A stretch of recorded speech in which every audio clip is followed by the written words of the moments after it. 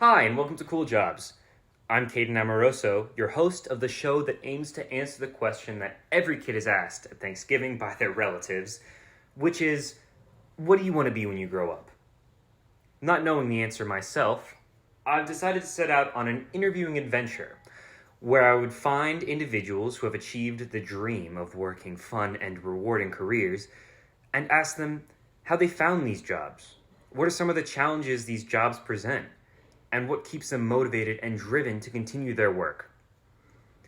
All of this so that other kids and teens out there can learn with me and find the answer to the same question that I struggle with, which is, what do we want to be when we grow up? We are in for a treat today.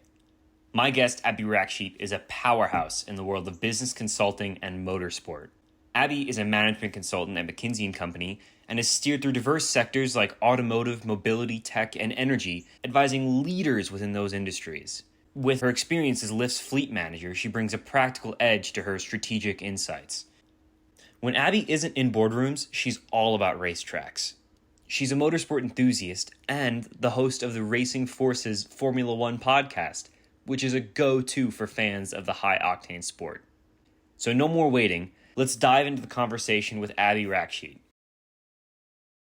And when Googling, and I feel like this is for me and most other teenagers, when Googling jobs like a business consultant, the definitions are always long-winded and sometimes a little vague.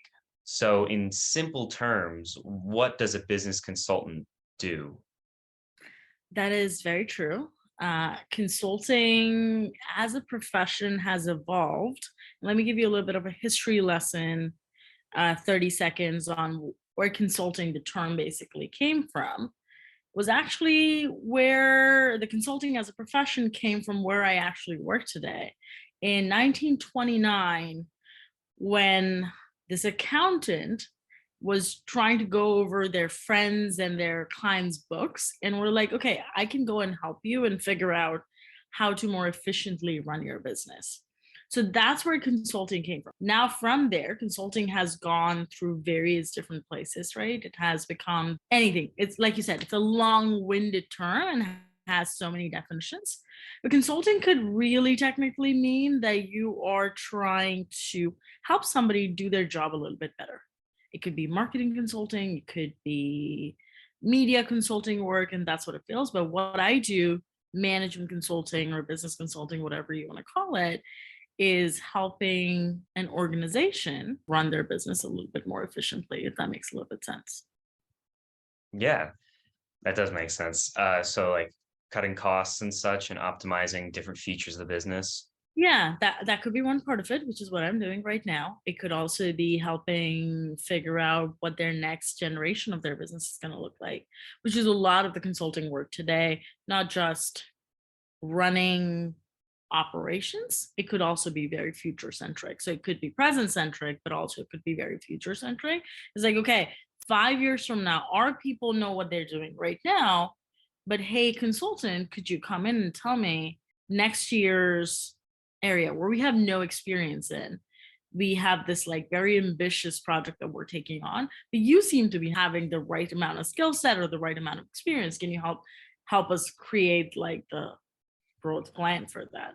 So it could be both directionally, present centric, or even go back to your past and figure out where the problems were so that you can go and implement it in a better way. But it can also be very future centric.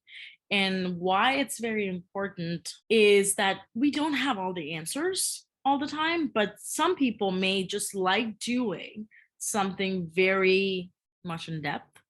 And so all we like to say, all our colleagues, we're like problem solvers who really like problem solving for a living. And that's what we do.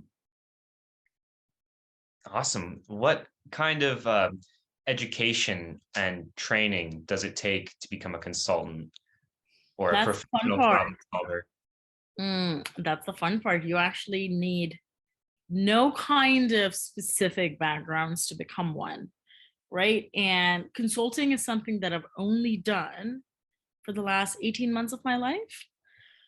Before that, even though the mindset was there, that's not what my job was called. I started my career, I'm an engineer by training.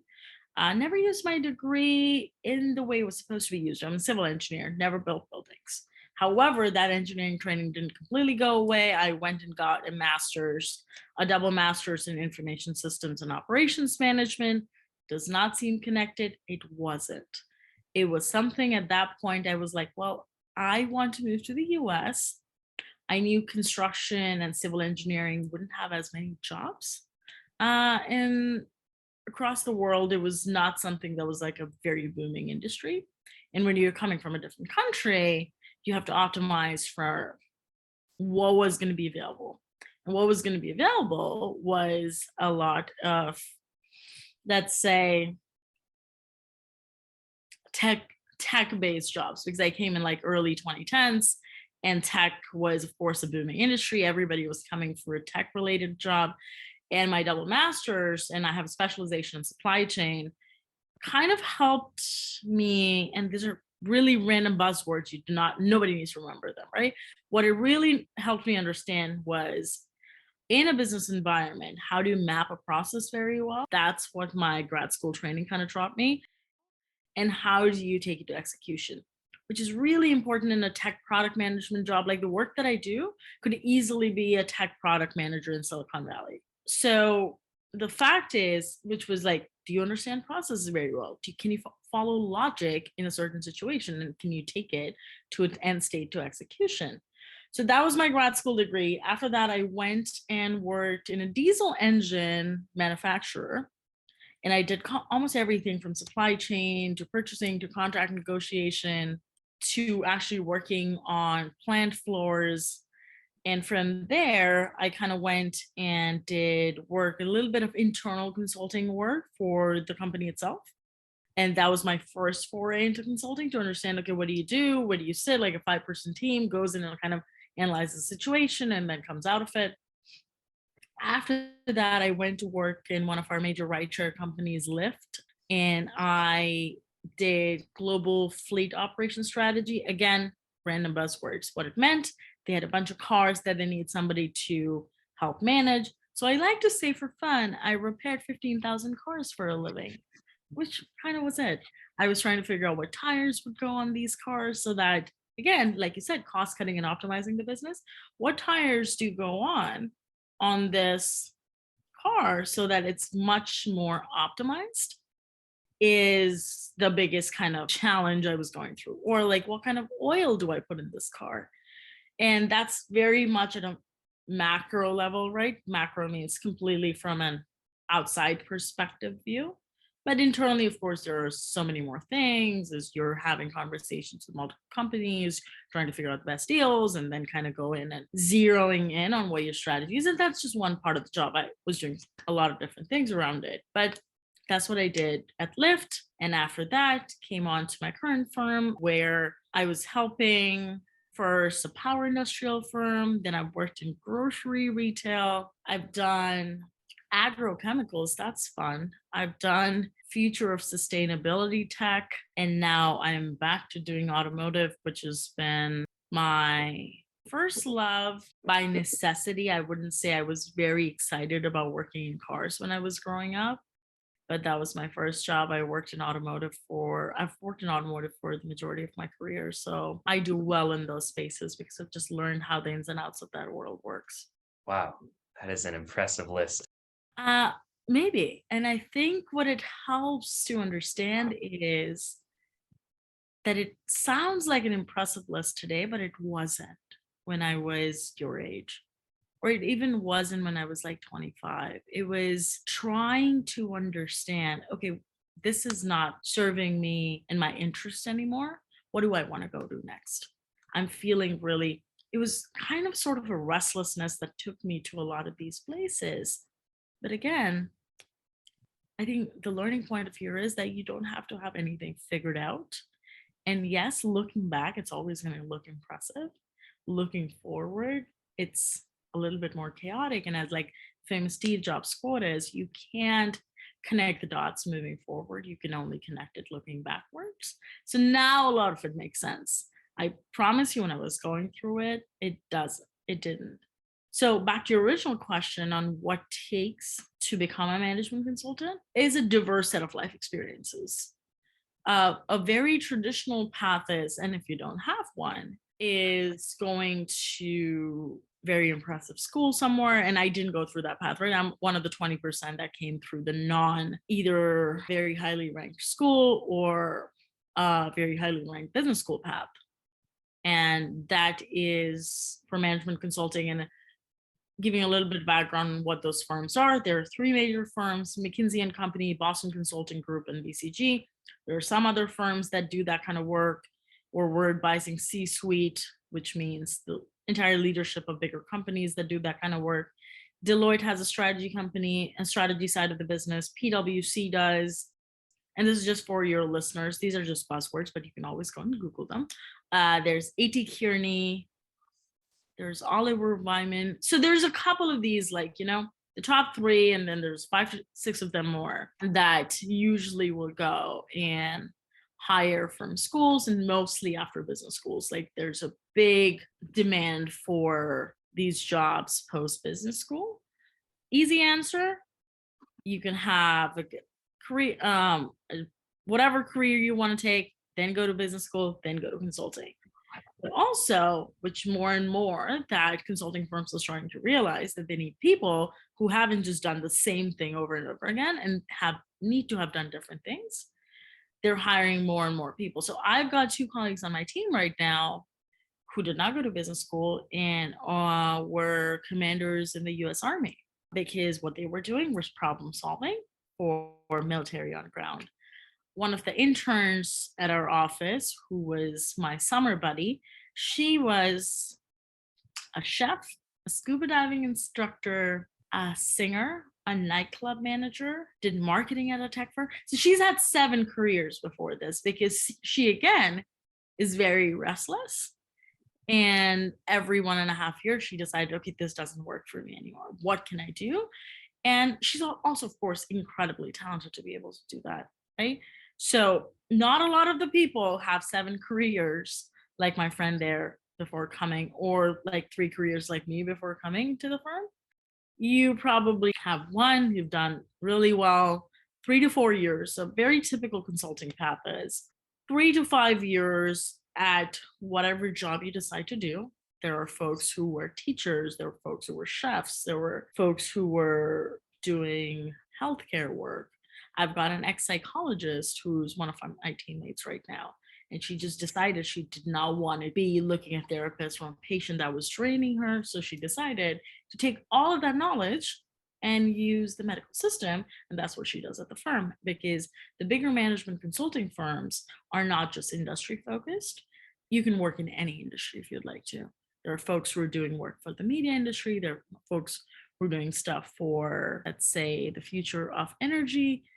There are folks doing all kinds of things here, right? So I think a diverse set of experiences with that, again, 3 to 5 years of college, then you go get a business school degree, any of the top 20 schools in the country, and then you go through a somewhat long interview process that's called case coaching. You do a lot of case studies, and then post that, you come to consulting.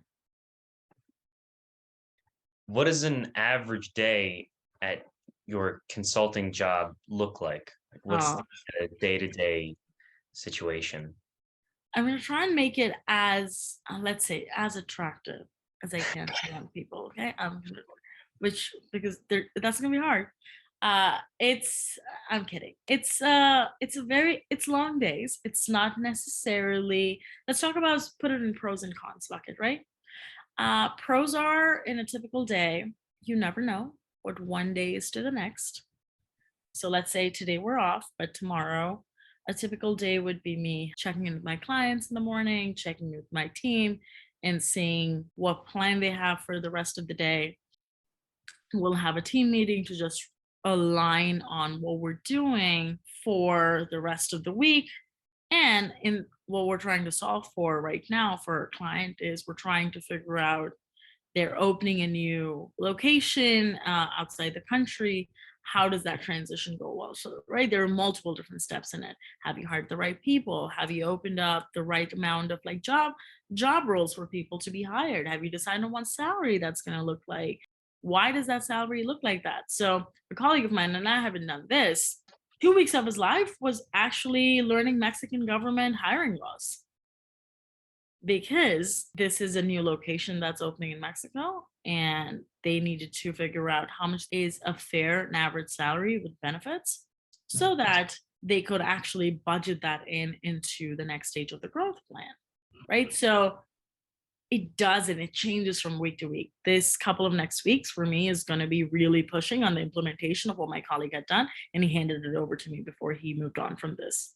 Again, sometimes it's very spontaneous, but sometimes it's also you can get into the rhythm of things. You start understanding that this is what it's going to look like. Half of my day is going to be a lot of discussions and brainstorming with my team members. Half of the day is going to be writing some documents around communicating that to people around. A lot of it, what you learn in this role is how do you communicate effectively to people who may have just 30 minutes to listen about the work that you did for past 8 weeks. So there's a lot of that, but then there's also actual problem solving. So 50% of the day, like I said, is a lot of problem solving together as a team. Is like, okay, how are we going to do this? Does this make sense? These many roles make sense. Does this location that they're actually going and opening for? Of course, our clients direct everything that we do, we're helping them understand, okay, well, this makes sense that you're opening up this location for these many XYZ people. So sometimes it's very mundane tasks, but I've also had the opportunity to go and do NFT strategy for like future of a sports federation. The sports federation was like, everybody's doing NFTs. We want to do it. And how was I able to like pivot from like opening a technical center building to actually going and figuring out NFT strategy for a sports federation? It's the same principles. Like you do not have to box yourself in a career like this because if I decided I wanted to go do work in, let's say, randomly healthcare tomorrow, I could. I could do healthcare work tomorrow if I wanted to. Yeah, however, it doesn't matter if what you've done in the past and it helps kind of make that bridge because I do a lot of work outside work in the sports world. So it makes sense because I understand a lot of sporting different trends and such that NFT strategy work made sense. You could put me on healthcare. I just wouldn't know anything about it. But it overall, I think it is sometimes could be intense days, but it is interesting at the end of the day. It if somebody is a very curious person, it helps fulfill our restlessness. Let's just say that. For people who are looking to get into consulting, are there any tips that you have for them to get into this field? Yeah. It consulting, you can get into consulting at various different phases of your life. There's one thing though. There's a none of us who are consultants who ever dreamt of being consultants. That's the truth. No 16-year-old was going around and saying, I want to be a consultant when I grow up. That never happened. A lot of us had a lot of different dreams, and then we realized that consulting could be a viable path for us. We're going to park our cars for a little bit and then figure out where to go from there. So, a lot of people do come to consulting directly from college. It would be researching what the bigger consulting firms are, management consulting firms, like I said, McKinsey, BCG, Bain, what their target schools are. There's something called target schools. Even the target schools are always expanding. My school wasn't a target school when I was in school, but we're actually going back to recruit there. So just Googling what target schools are. Their websites are always good resources to see what those are. There's a lot of consulting blogs online where you can go and say, okay, these are my top 20, top 50 target schools in the country. And seeing how you graduate from out of there. There's always the path of doing 2 years of community college and then actually transferring to, right? Which also helps, it saves with a lot of money for people. You do not have to go and pay 4 years of very expensive college debt and everything. But these are very high paying jobs at the end of the day. So that last 2 years of going to a target school might actually help. However, people should temper their expectations a little bit. It's the hiring rate coming out of normal colleges is pretty low.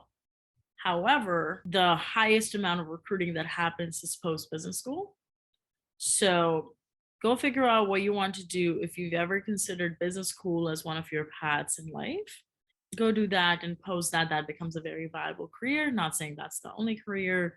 Tech roles. And before that, when I was at Lyft, I was doing tech operations and did a little bit of product management work. Tech product management is equally as cool. It just depends on what you want to solve for. A consultant, some somebody who wants to be a consultant is only that person who is very undecided at this point of their life, right?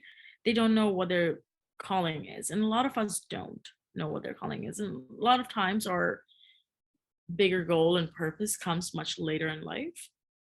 And for people, while they're trying to figure out, while also trying to make some money while they do that, I think consulting is a great parking spot. A lot of people that come here absolutely love it and stay 20 years of their lives. And a lot of people only stay 2 years and move on. I think I'll make it past the 2 year mark, which is known to be, I think, that crux point where people actually stay in consulting or move past consulting. But yeah, I think overall, look up the target schools. And then I'm sure once you get into one of those target schools, there's a lot of consulting resources. Most schools have consulting clubs where you can go and practice. And from there, you can decide whether you want to do it or whether you don't want to do it. And there's always connecting with people, right, who have been consultants. I think the reason I am here is because somebody I was working with was a consultant, and I was actually the client at that point in time. They were the consultant. And I was like, okay, what do you do? And it just sounded so fun to me. And those things have changed. The traveling Monday to Thursday seemed a lot of fun to me. Being able to work, like have three different careers in 1 year because you're going from, like I said, retail to agrochemicals to automotive. Three different careers sounded really fun to me. However, a lot of those things have changed post COVID. A lot of people don't want to do that. People want to stay stable at where they stay at. So, a lot of things that made consulting really attractive pre COVID don't hold anymore. But still, people who want to explore a lot of different things have the opportunity to go do that through this. Bouncing from so many different careers in consulting, what would you say are the most important and transferable skills within that job? Very good question. Ah, you start trying to realize that problem solving is actually the same in each industry. Yes, it does matter what kind of industry you work in. However, you can always go and learn industry related knowledge or functional knowledge. What is transferable is that mindset of how you look at a problem and how are you going to ask the critical questions, the so what of it. And I think that's very, very key in success in any kind of a professional career. Being able to go and say, okay, so what? Like, okay, this is costing us XYZ more than it was supposed to. So what? Can we afford to pay for it? Can we cut it down? How do we do that? Right? That so what of getting to a problem's answer becomes so important, I would say, necessarily in being able to solve the problem. What you also learn is to how to roll with punches. Because in one project, I was doing very software centric work. In one project, I was doing very client specific work. In one project, they had to rescope the work that I was supposed to do. And even after having a decade long career, my role was just taking notes at a meeting when a much senior leader showed up. And I just had to take notes and make sure we were capturing all the points as they were having the conversation.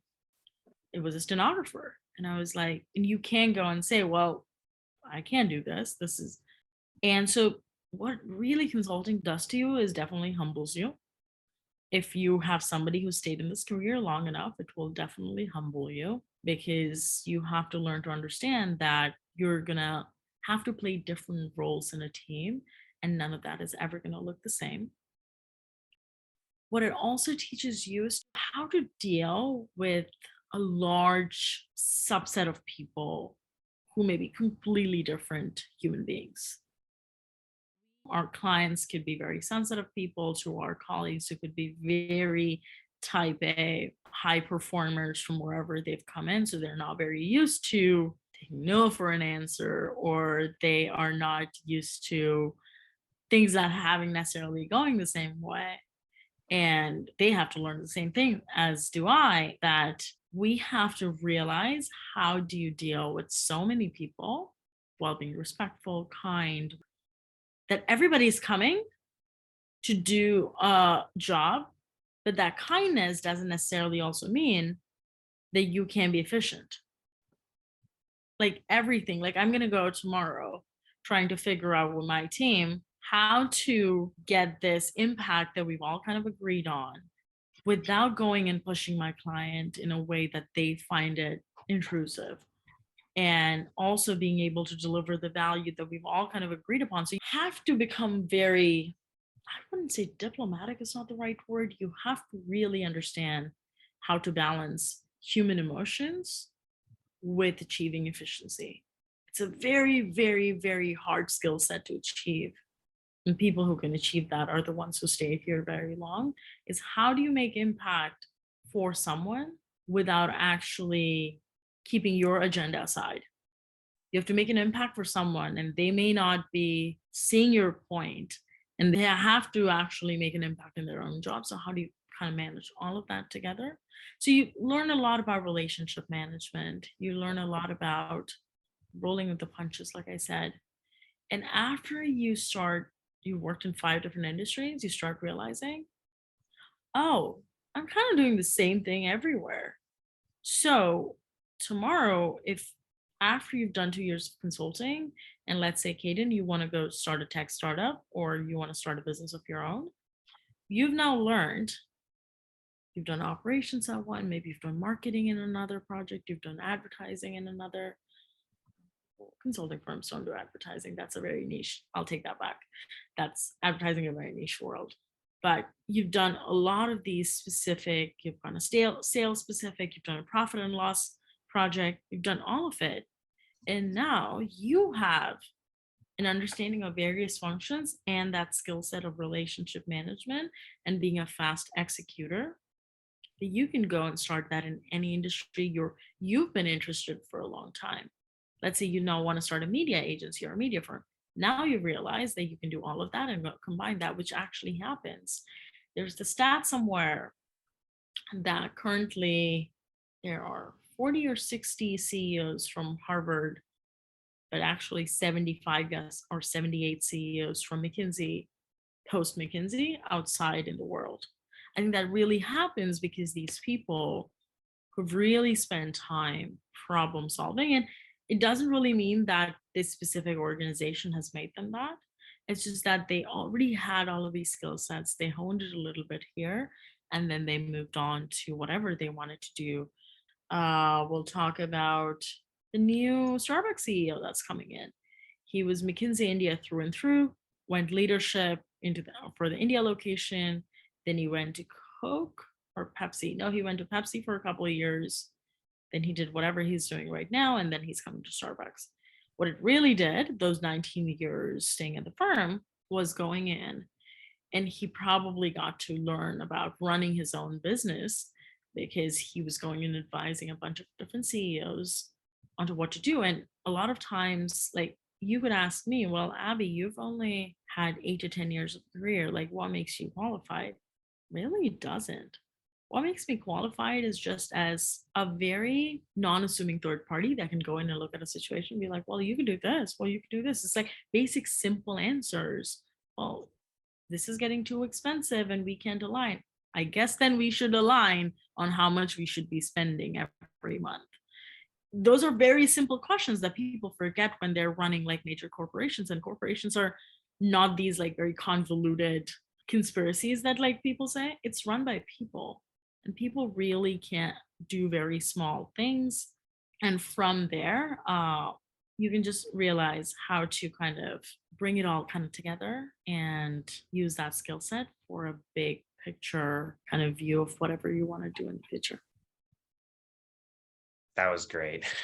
I hope I answered your question. Yes. Yes, you did answer my question. What does success mean to you? Hmm, that answer has changed so many times. Success used to be to me attaining a certain amount of money, attaining a certain amount of, let's say, resume checklists, and that's normal. Coming out of it when you haven't seen that around you, for a lot of people who haven't seen that, that is completely normal to have that as uh, a definition for success. Success definition for me now is actually internal peace. If I'm feeling at peace with what I want to do in my life and what I am doing, doesn't matter what the result of that is, right? If I'm showing up every day with integrity with myself and then executing on that, that's success. And people forget that it takes them 10 years, 20 years on their career to realize that. So if people just realize that what's really, really in alignment with your own needs and your own wishes, I think is more important. Sometimes it's needs based, sometimes it's wishes and wants based because a lot of people do not grow up with much. So there's always this needs based internal radar, let's say, that happens. But there's also eventually what you really want to do with your life. If you can stay in alignment with that, the paths will open, the roads will open, and that will keep happening. And it's okay to not know at times what it really even means, like what success means like for you. It's sometimes it's just like knowing what you want to do next will guide you to eventual success. It just putting that any labels around it doesn't really necessarily help any of us. So that's what I would say. Internal peace and alignment with what you want to do from a day-to-day basis is success. Are there any fun social media accounts that describe the lifestyle of a business consultant? Think there is this one guy on TikTok. His name is Jonah, and I can send it to you. I think he's a Deloitte consultant. Really, he's a parody account. He makes fun of it. But if you go follow him, you will definitely not want to be a consultant. And so I don't know if I should recommend that to you. But because half the time our firms don't let us post, there's a lot of the same thing with investment banking. Investment banking or consulting are just like sister professions and they don't allow a lot to be posted. But I'm sure there are TikTok accounts that do that. Awesome. Well, thank you so much for hopping on this interview with me. It says I got less than a minute, but yeah, again, I just want to say thank you so much. Thank you, Kate. And I really enjoyed it. Hope this was Yeah, helpful. this was super great. It's Thank really you. nice We'll to talk soon. people to interview you. All right. Have a Thank good you. day. Bye. Bye.